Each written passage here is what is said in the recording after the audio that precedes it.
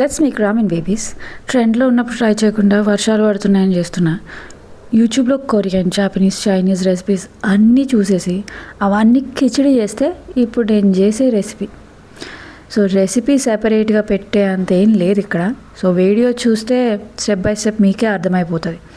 ఒక్క చిన్నది నేనైతే యాడ్ చేశాను, దాట్ ఈజ్ వాము. సో మీకు తెలుసుంటే ఆంధ్ర కుజిన్లో వాము వర్షాకాలంలో కొంచెం ఎక్కువ వాడుతూ ఉంటాం.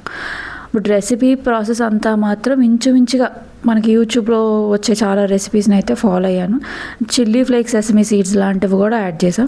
ఆన్ టాప్ ఆఫ్ దాట్ మనకి ప్రోటీన్ ఫ్రీక్స్ ఉంటే మాత్రం ఎగ్స్ చూసారు కదా, అవి కూడా వేసేసా. సో రా క్యారెట్స్ ఒకటి ఉండింది. సో రెటినాలో ఇంకొకటో మరి మీరే చూసుకోవాలి. ఇదంతా వదిలేస్తే రెసిపీ అంతా అయిపోయేసరికి దీని చాప్ స్టిక్స్తో తినడానికి నా కష్టాలు ఉన్నాయి చూసారు, అది వేరేనండి. సో మీకు సపరేట్గా రెసిపీ కావాలి, మాకు రెసిపీ ఇందులో అర్థం కావట్లేదు అన్నప్పుడు అయితే మాత్రం నాకు డిఎం చేస్తే నేను రెసిపీ మీకు సపరేట్గా పెడతా. అండ్ చేసే అతి కొద్ది రెసిపీలో ఇదొకటి. సో మీరు నాకు పింగ్ చేస్తే నేను మీకు పంపించేస్తాను. సో ఇదంతా కాకుండా ఏముంటాయి ఇంకా ముచ్చట్లు ఏం లేవు.